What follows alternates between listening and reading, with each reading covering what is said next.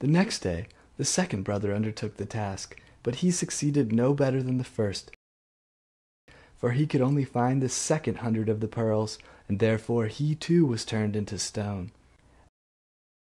At last came the little dwarf's turn, and he looked in the moss, but it was so hard to find the pearls, and the job was so tiresome. So he sat down upon a stone and cried. And as he sat there, the king of the ants, whose life he had saved, came to help him with 5,000 ants. And it was not long before they had found all the pearls and laid them in a heap. The second tablet said, "The key of the princess's bedchamber must be fished out of the lake." And as the dwarf came to the brink of it, he saw the 2 ducks whose lives he had saved swimming about. And they dived down and soon brought in the key from the bottom. The third task was the hardest. It was to choose out the youngest and best of the king's 3 daughters.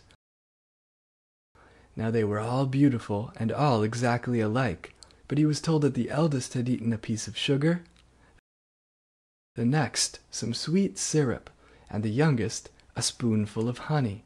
So he was to guess which it was that had eaten the honey. Then came the queen of the bees, who had been saved by the little dwarf from the fire, and she tried the lips of all 3, but at last she sat upon the lips of the one who had eaten the honey. And so the dwarf knew which was the youngest.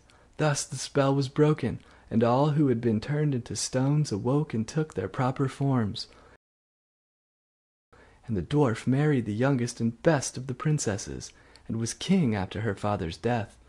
But the 2 brothers married the other 2 sisters. The end.